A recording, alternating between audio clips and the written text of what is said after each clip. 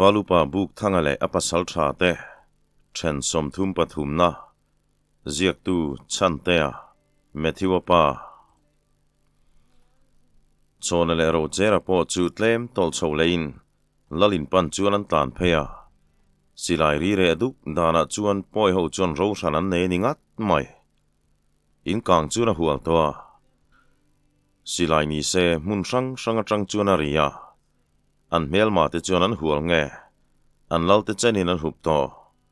chulai chuan noya chuan an ngai tu na chu buai ve nak tho mai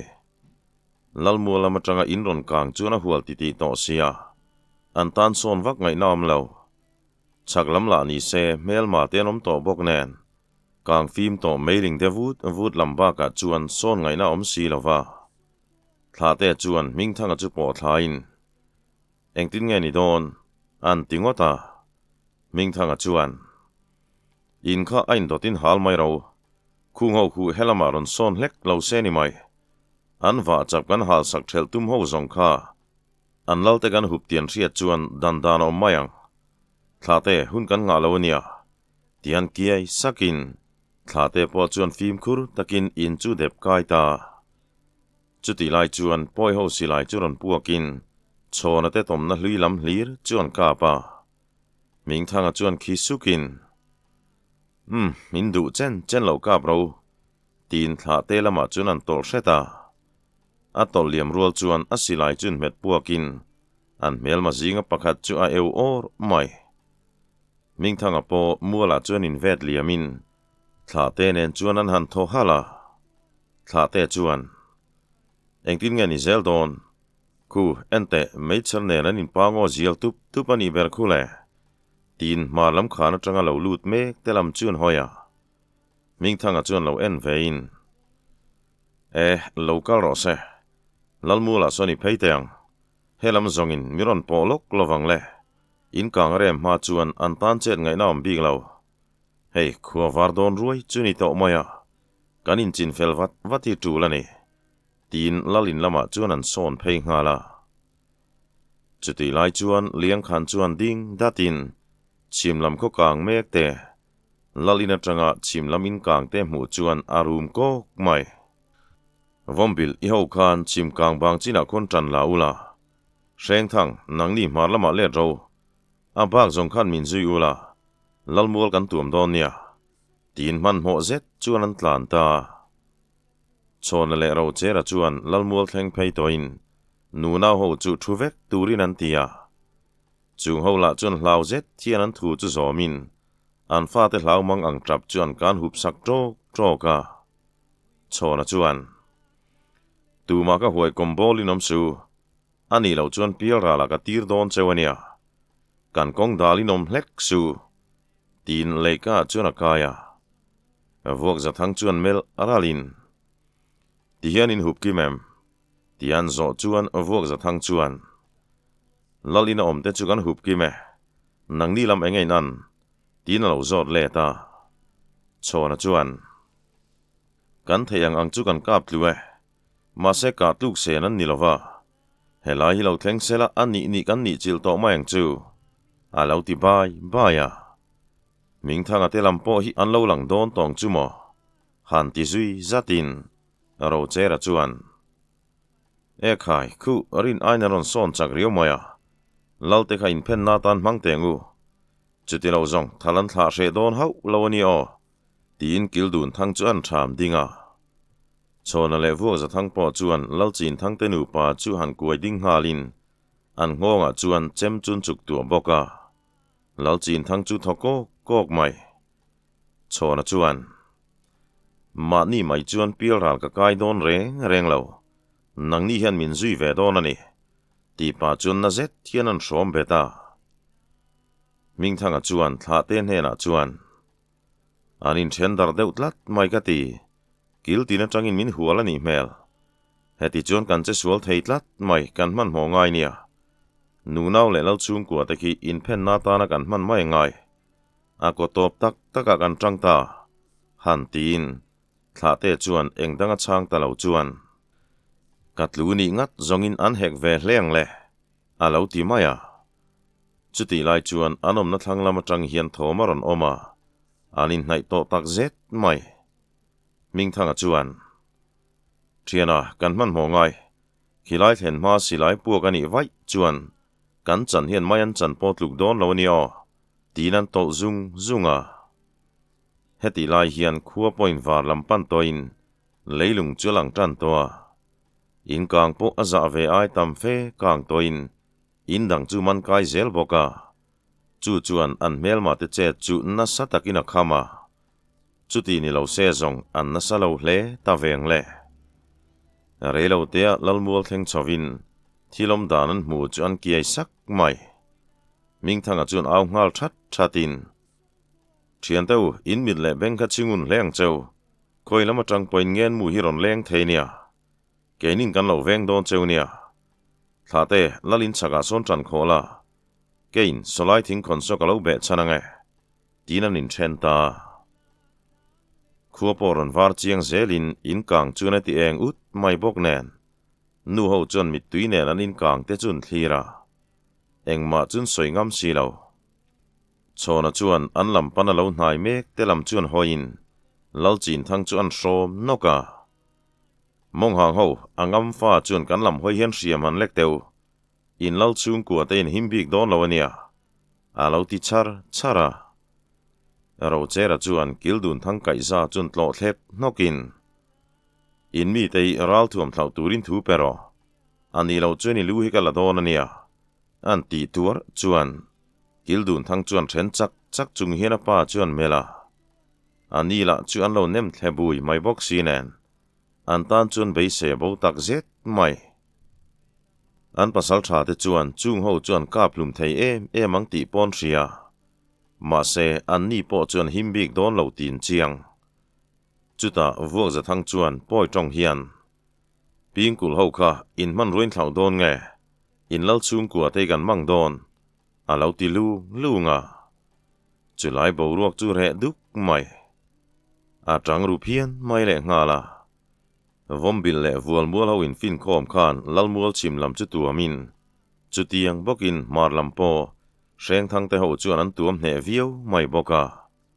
lal muala chuan an in tok khom hi ni ber maya ming thanga le thla te te po engma chu mu mai nei hau lovin in ring takin an oma chuta pingkul lalnu chuan lu sei tong pai deuh hlek khian za ngai teu pasal tha teu khua zong kan chana thisena chuang hnem toy a lo ti vei khawa vuak za thang chuan an thing nokin kan lal chung ko te chunga khan za ngai na thempo in mi te hen an lan ti love a tu la ni chuani lu po hi kala don ania a lo ti mak mai sia lalnu po a kun zui talap mai chuti lai chuan ming thanga silai chu puak dotin leika hnuaya liang khan nau te zinga mi pakhat silai lek da lai chu avir nok mai a silai han so zui le ngalin angam fa chun chele teu chona khalai lal tlak lai lo zet khana tlangwal te hi aral thuam thlau tura ti lawani chuan alu khala miaro aron ti tamaya chona po chuan lal chin thang chuan thing nokin chu isiamo imi te hi anral thuami thlau tir don nge i lui kala don tina chem chuan an nor na sava lal chin thang chuan thoshokin za ngai deute tina tep chap mai in silai ka thlau vek ro tuna rang takin ati ta nge chuti lai chuan thla te silai chuan puak vele dotin pak thang silai thlau tu mang takalang arang takalek ko le chi chu thla te silai mu chuan sungning loin a mengko maya lea chuan a thal zui top mai thla te chuan a eng aya chuan nge ma fin rol chu ka tu me ten ti fo mai ni tina silai chuan so lea kildun thang chuan then chakin in lal thu pe khain shelawem ni tuna rang takin ral thuam te ka thlau ro an ti vele ta ka chuan pasal tha liang khan chuan a silai thlau pa hian lu sei mong khak nap thleng sen ho chu min ring lo lai chi khain be ngam em ni mi che thei lo laka por sia min lek hre lova mi painom na nge aron ti ve khara thla te chuan Ôi, cần mong hàng pa chứ. Mà ni mai trek bụi khó đa ya til phê lop ka khai ni mò. Ila sham so ve phiên chu ni. An ti chuan lấy ka bụi lama trangin aro che ra chuan. An ni đầy đuôi khu. Mong hàng pa lâu ngôi ta ro. Helai in lal mua la nghe hiền kalap hek phelen don che ni. A lâu ti về lea. Minh thang a churon tol chua kin. Tu ma khan che lak dum to su. An ni lova in che le ni vai chuan pial ral in loyang. In lal te po hi kan mang vekang. Chu chuin siem. An ti le chuan. Julai zing phim bầu ruột chu ari tak zet to maya.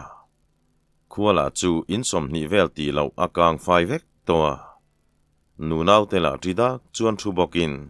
Minh thang a te tan po rau rel thiem chu har trana. Kildun thang churon trong chuakin.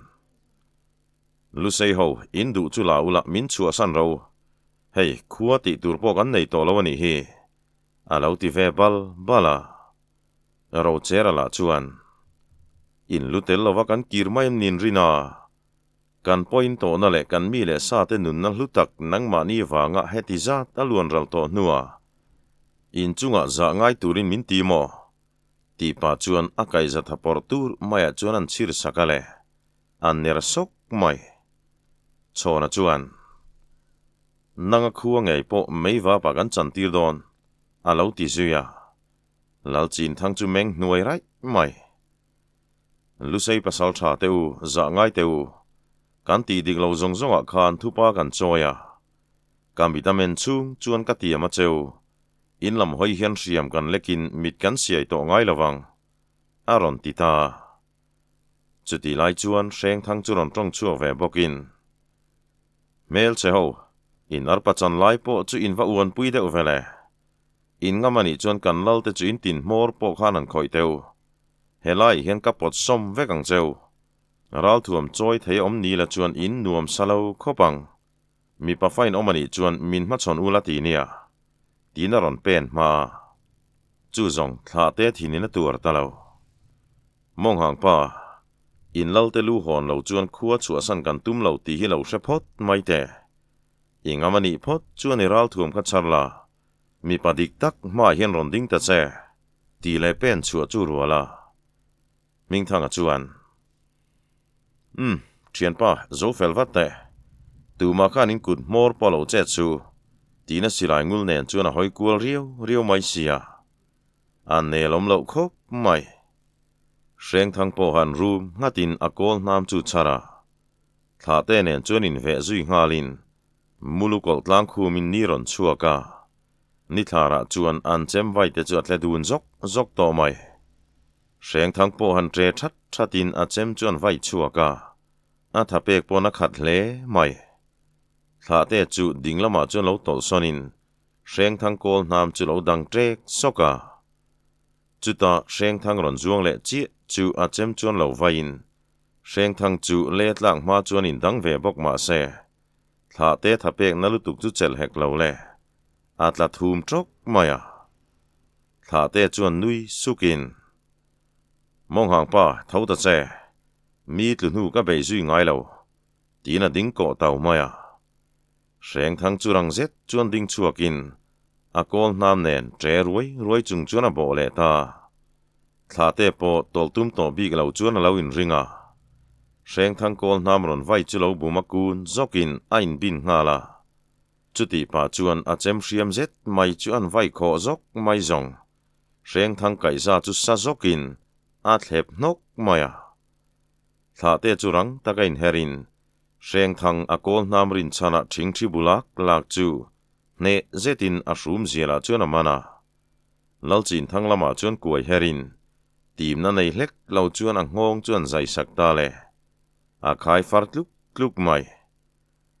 Che tho du dang in lau mem. Tin mel ma te lam chuan hoi kuala.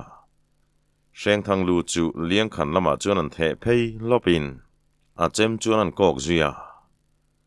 Mong hang pa ni chin kha ni sha ma sho vio ni lom ni. Helaya chuan tlan chian a tur pom to lo hi mo le. Inga mani chuan ron pen chu la. A ti cher mai. Liang khan chuan chung lu sei pasal cha te ral bo nat zia le. aral ben thiam zia chu a muin a hretoa aril ru taka po in malbei pui chin ni lo ti chu a hre thiam tlat to mai thla te la chuan mi pafa chuan i tong to chu ron hlen ta che mole aron tile ngata chuti lai chuan pak thang chu ron tre thatin keiman hriam chu kan lekange reng thang tharau khan pilral muanga kai theinan nang le ke hian hmaba kan nei ni ron tin a mela chuna thin rim zia chu chiar theya thla te po han nui sakin wei ho hlawa bakleng atlan chia chu helai rolaron lian ve hle mai kati ingamani chon ron chuak ta che ngam le ngam chu kan in nuai ral rai mai talong tina kol nam nen chuna ding ko tau maya pak thang chuan thin rim se chil nak hian lu sei nap dok pa thi son ro tina chem chu ron vai ngala thla te chuan ne zetalo dang levin a virpa mopa pak thang tu khuma chuan a chem phong lam chuan an chu chor mai zong pak thang chu malama chuan budorin a pai khat khata alu hai ti riat tak chuan ami chuan khap fakin thla te chuan khai ivan eble si vemale i thian pa khan pil rala tangin lo thi reng don che nia tinan nui zuya chu zong ati fu kher mai pak thang chuan rum ngulin ain her ngala mule mal nei lu tuk lo chuan tre tur chung hian a chem nen chuan ron bo pheita le thla te chu lo tol hretin na chem nen chuan lo in ringa pak thangin a kol namaron vai buan chu bum turan kunin chumi rual chuan a chem chuan vai vele alu chunga chuan pak thang chuan a kol nam chuan vai thofua mai bok chuta han ding chotin a bungoya a kol nam chu thlawin a pum chu dom ta zoka a ka tang chuan thi sen ron chuak buain thla te mel chung chuan hre mel zet thian a tluta chuti lai chuan liang khan chuan tre thatin thla te ron ding chuak chu sa tum chuan a chem nen chuan a bota ma se ming thanga chu lowin rolin thla te ti tur pa chu na ron zuanga a silai ngul chuan liang khan kol nam chu lo dangin a tha top chuan an tlo ngek mai zong liang khan po uk thotin a tlu tom to mai thla te chun meng kokin heu mong hang pa le i che du dan mai chu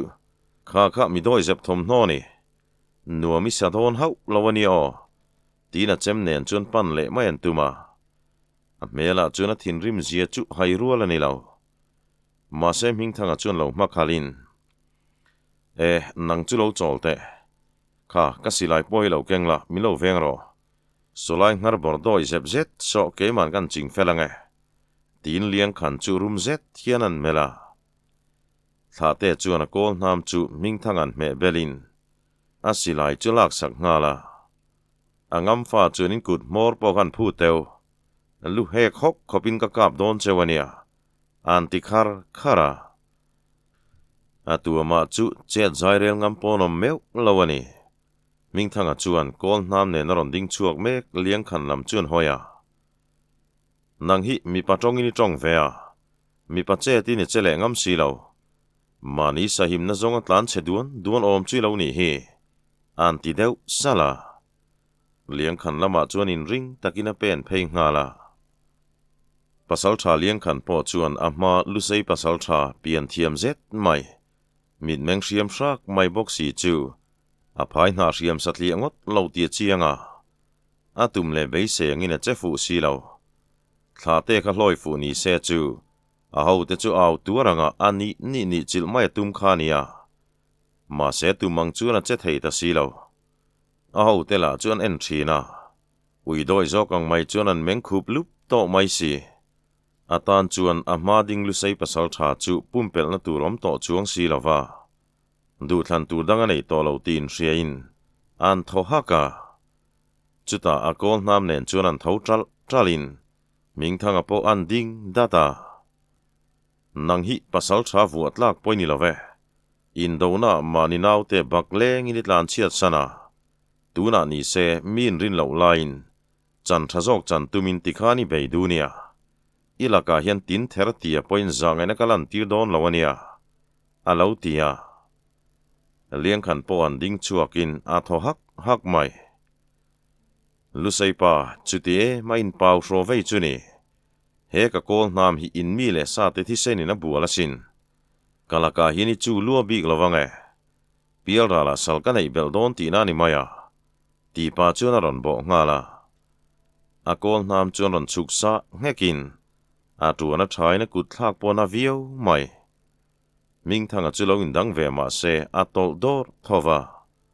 chuta liang khan chun nui zui kukin wai kan lu sei pasal tha chu a pau ro ai chuna tol dur mai ka ti tin a kol nam nen chuna ron boa ming thanga po chu tol rem setin arang tak chuna lo in danga zing ni chwa sara chuan chem chuan vai tle dun zok to mai an tha thainan thiam dun boka a mu nom nangiang ming thanga po chuan chu pa thapek na le arang lutuk chuan bole na hun tha pe don lo ti hrein an tol rem dewa liang khanina bole rual chuan dinglama an pen sau pokin ain hermop mai chuti pa chuna chem chuan vai pop mai le liang khan chu tre thotin a ip ko ka arang tak chuan tol len ngalin a dula tanga thi sen ron chuak triam chuan ena e khai naupang ka liame te men an ti chu tin room zet chuan ming thanga chuan mela anila chuan kha chu ai te chin na mai ni tunge kani kan hriat tirang che tin ron bo le ta a chem chuan vai popin a chung le nuwe chuan an hol ton zoka liang khan chuan tol dorin a chem chuan a thei angin lo in danga ma se ming thanga kuthlak na lutuk le chuan rang lutuk chu a chel lo lamani a tol zot chung po chuan a ban puam le nak vel te chu a chem hor chuan ron tai thler sak zau to mai sia lusei pasal thalaka chuan adin muna chia jele a chana chau zia chu ain hre chiang ta heti ringot chuan re dai don chu lo tin hriain che lak dan tur chu ngai tua ma se be le na turem chang reng mu si lo chu ti ringot chuan re dai don si lo nen angai tu na chuan kil tina dapa ming thanga na chema po le rual chuan an bo ngalin a kol nam chuan vai fua mai le chu kher chu aval hotlin pui te wem ming thanga point chu tiang taka che ta ron lak ngam chu aring to lova liang khan kol nam bum tu ma lo eu zokin a mai bula chuan ron thofua mai chu vele rang takin ani po chuan a chem chuan vai le ta ma se liang khan chu lo tol son manin an thiam chu ain chen thuak ni hian alanga an vadai rei dun kherem ming thang chuan aral chema po le rual chuan in son ngalin liang khan poina kol nam cha vai thlona chuta ming thanga chu malama chuan ron dok zokin lea chuan ron lumpheya a tho rual chuan a chem chu rang zet thian an vai ma se liang khan chuan alo bum man tlat mai he rum zial pa hi ana mai lawani liang khan chuan lea ron tum le rualin a kol nam chu ron chuk vai ve boka ming thanga po lo lum son man lo se zong a chan chu chaw ve khopang le tho huamin ming thanga chu ron mela naupang I dai rei rep chu le ti pa chuan ron bo le ta ming thanga chu tol pa chuan in vengin chu paral thuam lek dan chu ngun takhian a zir chianga liang khan ron dok le chu rang taka a chem lo dang levin veilama chuan in hermopa chuti pa chuan a chem chuan vai phei pop mai zong liang khan chu ip kokin a ding choi mai anak veilama tanga thi sen ron chuak chuan melin a thing thi zui noka ming thanga chuan en le tokin nava zom taka pial ka hi ka phue tin alu chu tan rem turin an do rema ming thang po chuan nga khomuang lovin a chem chuan vai zok mai le liang khan lu chu sang nolin chumi rual chuan le ka pui hnuai om liang khan nau te pathum chun tre thot mai arang lutuk tak mai chuan aron tlan chuak ngala ming thanga chu bo ron an tum tamai sia chu vele ro chera chuan kildun thang hong chuan zai hroin le ka pui atang chuan rang takina zuang tha Ming thanga lam panatlan mek pakhat chu an hnung lama tang chuan an chhip thlak ngek mai zong chu pa chu bok thlopin chele turom tolo thate po kol nam nen chuan ron tok chu ve ngalin a mami chu zuang chu genan bo rok maya a kol nam chuan a beka tak mayan chu sok mai zong chu pa chu luhai na vir noka chu zuin tim na nei hlek lo chuan a sat zui ta anin thla dul meu chuan chu pa chu thimeng kur mai Ming thanga chuan ama ron bei tu chem chu lo bumin adin chuale rual chuan ke marzot kopian chu pa dula chuan an tlo saka a uk thot mai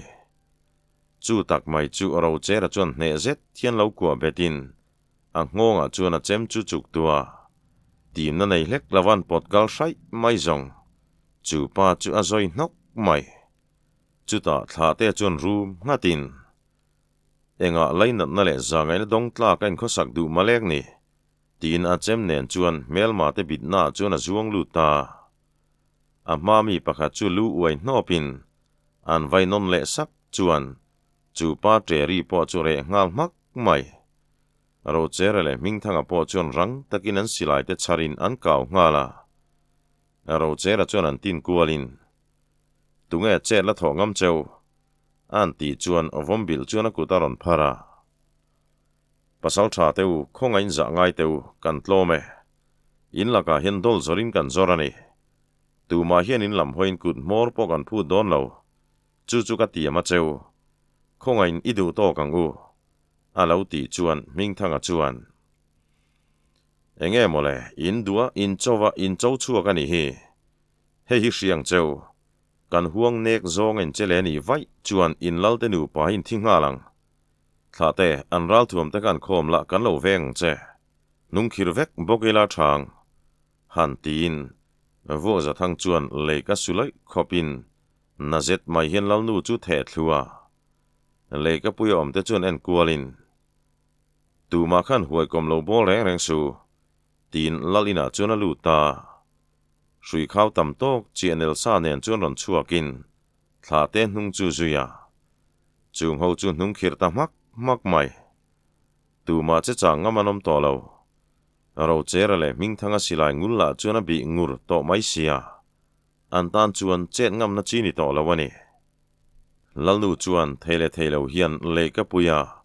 a fapa kildun thang thi sen bonuai chunga thikom reng mai chuan enin aril runa chu rum tlok ani ber maya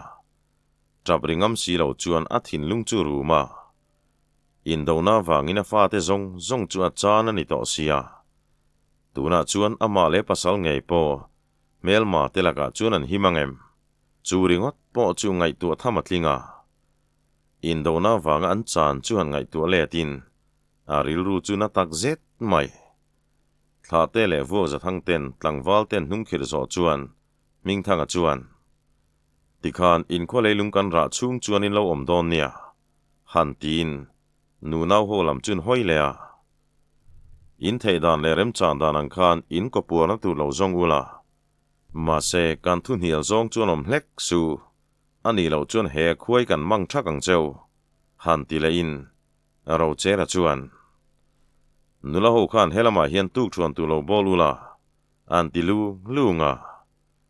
chuti lai chuan lalin cha lama vok za thang silai chu puak dotin an hoi phok sha lomai ma se vok nge gri na zui ta ka chuan an nui tha loma thla te chuan kan u hian ati tu rom hi awan thre thin em tin an nui vur to mai ming thanga chuan vombil an phuar kom chal mai chuan phelin nula te hi nangin e lo rel puila ma se ka mel mai ni kha shereng ang che nelom na nei hlek lo chuan an tia vombil po engma soilo chuan an bungat ngatin ming thanga po chuan ngoi rengin akianga chuan chem chuan the thla vo za thang chuan ovok palian tok tak churon nuk phein ama la chu nui vur mai sia zang khai zet hian pasal tha khang ho khalo boi pui teu dangan fa lo na samai sia ke chuan tui hang nei chi ka lo boi pui ange tin vok chuan kuai kak zuya he pasal tha zetlom le na chang hre tak mai hi mi enga motak zongani ming thanga te ho chu leika puya rang taka kain lalchin thang chuan alo mel rula engtin nge min ti don alo ti tham truak lai chuan ming thanga chuan kildun thang ruang chuan melin an bu ngata chuta lalchin thang lam chuan hoi lein nang lei fa te poi khoi tam to zia le nang ni wanga thi sena chu atam to zia te nun na lutak aluan ral to dan te ngai tuin dam hi phu lawani an ti tol mai zong lalnu chuloin rol vatin khongain lalthi sen kai te laka chuan za ngai teu alo tia thla te la chuan don lal chung ko te chunga khan za ngai nen lan tir bi kem ni lalthi sen kai ve thawan ni sin alo ti mak maya lalnu chuan chu zonga dike ma se an nun na em chu lakin om hleinem alo ti le rama ming thanga chuan lo nun cheu po ni la kan lamaral thuam choi hi in bang don chuang lo a thu shima khongai na le zangai na dong tlak point ni lo ve alo ti le maka thla te chuan nang ni mai po ni lo hei in fa pa khuwa poi kan chi mi don an ti le ta ka chuan upa zai mang lian chuan pasal tha te u khongai za ngai te u kan lalin nun na chan to kan tlangwal te la khu in tring mit kim to boka kan khuwa son nang ni chon lek lo dol tur tu manom lo ve nu naw le tar chak lo te mai an ni ke ni khuwa le zel mei wa pain chan tir zongin poi se lo nu naw ten mei alan en don asin khongain za ngai te u alo ti vei luama a mele om dan zong en chuan thin lung le ti tak zetin chu thu chu a soyani ti po chiang aro chera chuan in laka zangai na lan tir ngotila nang ni ho tho hiron erle le tur chuin nia alo ti le chuan upa zai mang lian chuan ni le tha chalin ke ma ming le kanun na ngai chal hian ka ti ama cheu ke ni a minga khuwa nei ve bok u or kan nia lale tlangwal kan in chanin kan pasal tha te ni se in kutan tu zo to in lam hoya mit siai theipo kanom to lo ve zangai lul teu khai an ti le luam ta ka chuan lalchin thang poron tong chuwa ve bokin ni lusei pasal tha teu ke point ka ti ama cheu ke le ka thla te an in huang an nek to ngai lawang khongain min nun ro kami le sa te tam tak ka chan to in le lo ni se ka nei to lo tuna phei chuan khuwa ti tur po kan nei to lo ania ke a mingan lalve mai hian ka up lo zongin kami te wa vai na khuwa hi a seidon lu tu ke alo ti vele chara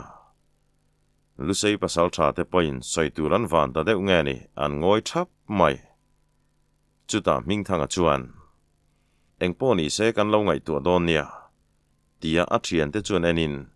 lalin lam chu pan ngala thla te chuan vuak za thang chuan ko zavin lalina chuan anin zui lu ta tui chuan khiat kholin an dangro chuan lo thup tlang ani ti chiang khop mai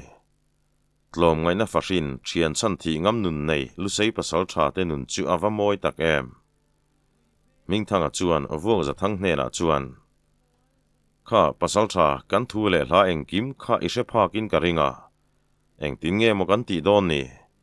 asar hu line kan ching fel man si lo tuna la kan heti zo to sia kan ngai dan te soitlangila thalo mo tia vuak za thang lam chuan hoin pasal tha nang u chan changa ingai dan han soila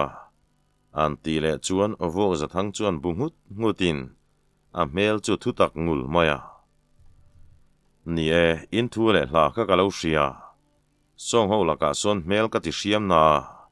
in do nara chua ka mu hian kami pathin lung hi an nim tlat zel mai nia zep na ke mo heng lalchin thang thla te khuwa hian in din thar le tur chuan sul engemaw zat aliam ngai anga poise lo nu naw te tor na hi atam tok to ka ti tin thi sen po luang na sae kan mi te thi sen pu ba hi an thi sen zong po hian ru zo lo ma se poise lo te tor na thlen bel tir zel ero hi chu thil tha nin ka hrelo ma selal chin thangeroin checham mewa kan laka thu tiam lo chuan ka ringam lo ve tin ngai dan chuan soitlanga ming thanga chuan midang te chuan en kual lein an ni ho po chuan vo za thang thu chuan lo pom puya chuta ming thanga chuan chu tiang chuan kan ti don nia ma se an silai te kan kho manga chu kan mi le sa te ral nan kan mangang han tin le kalama chuan an in zui chuak ta lau chin thang te ho chuan theilo chuan an thu le hla hriat chak si hu phur bok si chuan an lo mel tro ka thla te chuan ngoi rengin chung ho phur an chuan zai chat maka ming thanga chuan tuna tan chuan kan nu nang cheu ma se tuna ni mo nakina ani mo kan lam hoi hian hria min lek to tura ni lo chu min tiam tura ni an ti chara chu mai ni lovin tuna in ral thuam nei ang te hi kan mi le sa in ku ta tlu te ral nan kan mang dona an ti le chuan lal chin thang chuan thu tak zet hian pasal tha teu kan nun na chalin leile van ko kin ka tiama cheu in lam hoi hian mit kan siai to ngai hau lovang chu mai ni lovin eng konga ma in huang ne kin kanom to lo bokang in laka hian tlom chikimin kan tloma dol zorin kan zorani an ti hnual ruya ming thanga chuan mi pa fain trong toa in soi to chin hlen ngai turani alo ti bul muk chuan vok za thang chu lo aw lungin eng po ni se tuk thuan hi bar phot teng u khai kan chet po muang lutuk lo ila thange kan in pei khat to tho chuan i bar mai ngu aron ti chuan aro chera chuan kiai sukin niang miang kuwa te po ruak to lom le tin tuk thuan chuan bar ta tuk thuan bar kham chuan an mamo turang ten lam khomin silai pu bor treu chung chuan farzol kho san mi sang wal te chu an in zui chuak ta lal chin thang chuan an lan thei chung thlirin engma soilo chuan in her nguta a khua a chuan ve em an kang ral ta mai chu muang chang chuan an thlir vungin a tho hal mai vom bil lam chuan hoya nangin katlang wal te nen khana tu lo ti ula nula te khan bu kang bang te ka lo khom ro se an ti bu le nguta a fa paruang chun en lein amit tui chu a parol treu mai lal nu la chuan tra hla hi lo cham dar mai bok sia lal chin thang po an nim sok thei hialani zai mang lian lam chuan hoya eng tin nge ni don han ti deuh ngotin a zia po dang ta dewa zai mang lian chuan lalpa heti hi kan ni to sia thlom hala han thla thlam ngot mi ni si lo kan chin la hi an ngai chang reng om sia remiti chuan kan lal ho nge hian kan khoi leilung chu kan dai le don em ni han tin lal chin thang chuan ngoi deuh vunga ni ro se hei heti hi kan ni to mai sia trong chan tu reng ma po kan nei to lo hi mole a lo ti ve le maya upa zai mang lian chuan lo hne min lalpa tram kuma chuan ka ze min zen pui don nia tu ma cholovin kan thilo wange eng kim a china chia tha kan in hril ton ze lang chu a lo ti ve thunga lal chin thang po an nui vurin ni ro se tuna zong kan trong chan berin ni ta khimole an ti le chuara upa zai mang lian chuan an tlang wal te chuan kovin lang po tur chuan atia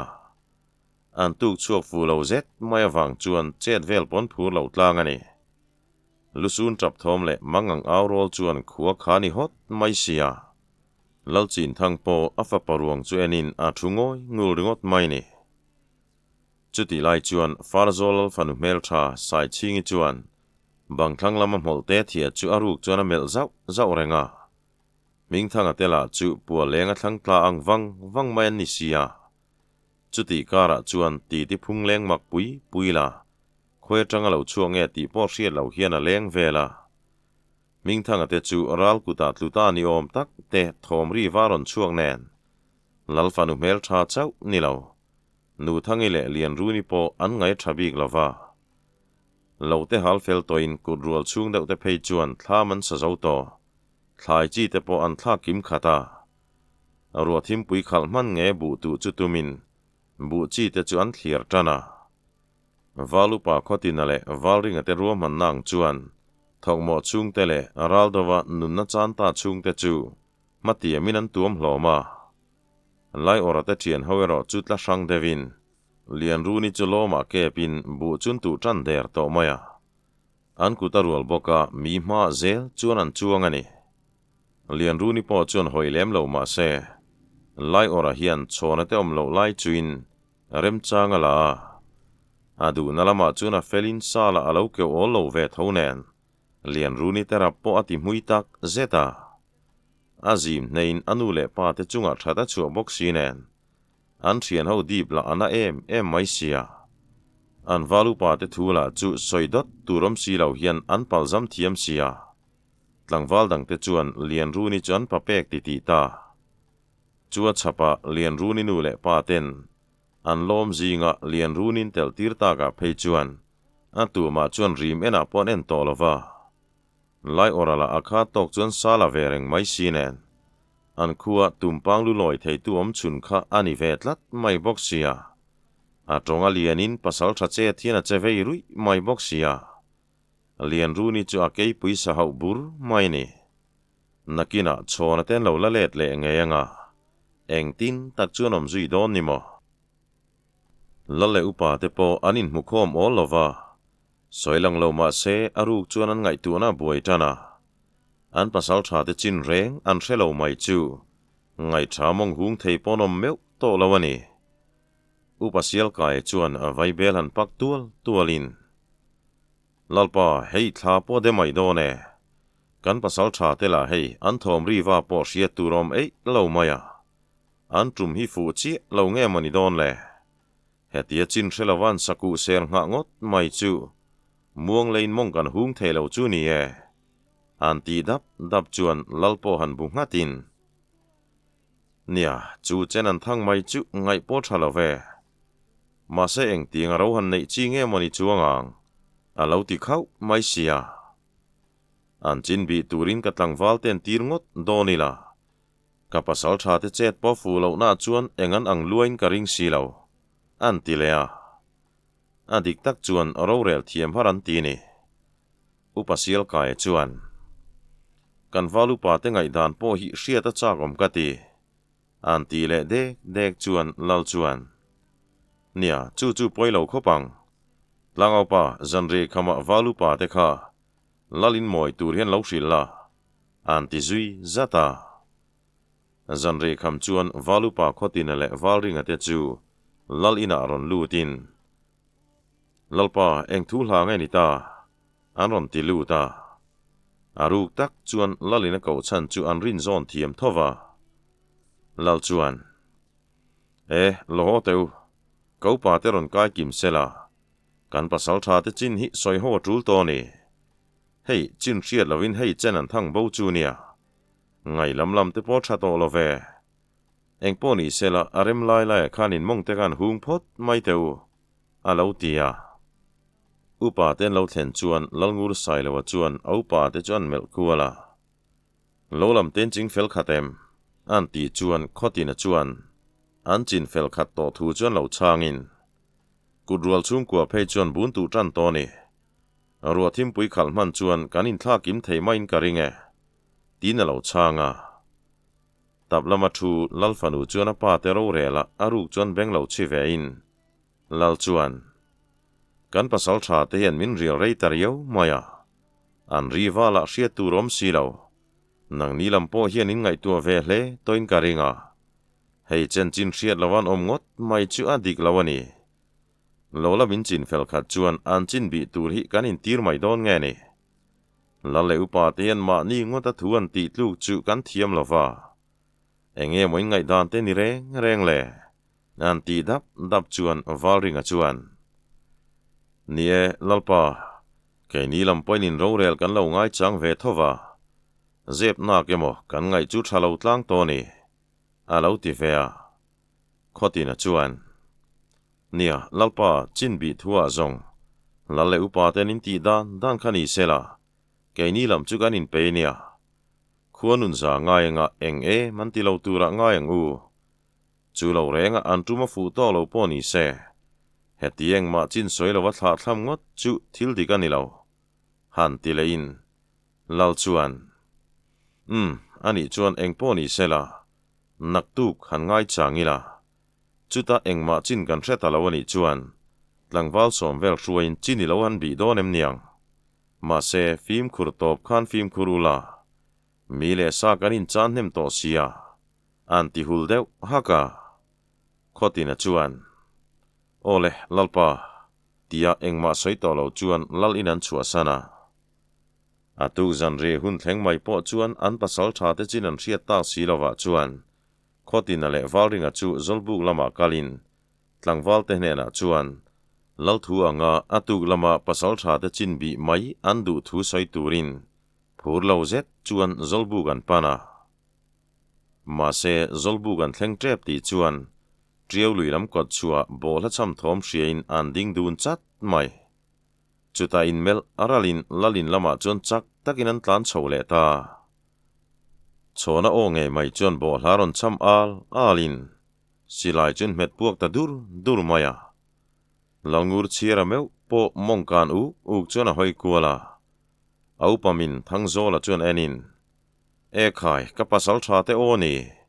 tin alom lutuk hel hol chu om dana thiam lo lek zoka tlangau hnena chuan ka zubel thum thaber khan choi thala pasal tha te chun chola hal tonge atilu lung to maya valupa te chu lu po dil khomoi lo chon ron tlan lu tin lalpa an lo thleng to nia anan tingota kho chung lam po pasal tha te thom chuan ngor hne boka an lom na wasang te reng em lalfanu sai chingi po lom ve hle maya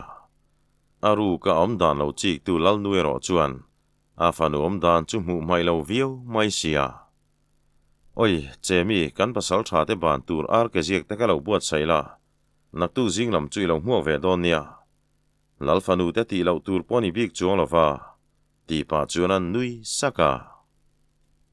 zolbuk om tual mai enga chuan silai telek chuakin an ri ve lai mai lalin lama la chuti bok tlangau pa la chuan dul ko la le thlan tla phang hian zubela choi kual sek to maya mai thaileng he mi fanu point phur takin ar ke zia ka buat saya heti lai hian lian ru nero athin lunga hlim na le lungai na chu in zat nokin mei chu vil shata akianga chuan lai ve ta chu thoveng zet mai hian angawang kluk vei tual boxia chuti lai chuan lalngur sai lo chuan bunghut ngutin ka pasal tha te chuan lun hlo lowang chu mo an ni nge kho chan mi sang te meu hi zong an muan puyom thi ne an zara hne tu chan chu kan chang le ta nia han ti charin alo lem hnem deuh to nen a phur hle to mai tlangau pa kan pathloi khong ben thiam deng ria kha zu ko te valu pa te po lo kal sela zanin chu mutlova kan tlakang chu le lung te po leng rum mai tin chuata chuan ken khong data shangan ti shum zialan shangan ti khuatin shutin that zel mai tangan ti khochan mi shangwal than lai sak ming cherten do ta nge shum zialan shangan ti tian perdat datin aching dur maya nie atan zong ake hling tang phoyang huai chu ani don sia chikhurmual po chang toin aram ha ka zawa a melma te atuk dol le ta chunia hemi tur hian nun na tam tak chan ma se atopa hne tu zo kan nia nun chan ta te point pial rala tangin hlim takin an lo thir veng chu pasal tha thang te ra te bel ti na te valupa laire mate ba ka pasal tha buk thangamol mai kha pasal tha chingkim mi sang walte chertu kha tuna zong an ni po pial rala muangin an leng thei tong chu lalfanu sai chingila chuan thimal moizet mai chuan hum tratin alungdi ming thanga ban tur chuan ain pe hle to maya thla te nu te rual chona pa te le aro chera te chung kwa po lom na nen chuan an tho huai nge ang le chu zan zet zong farzol kom chung chuan an thei ngil to ngai don lawani ole tikhan hemi then chu alo top le ta ni zan lama kan jin kan hoa zanin chu taksalamala chawdeu wangin thon thu pakhat hi kanan da le photanga damte om chuan naktu zan lama tangin thon thu da bel kan tum don nia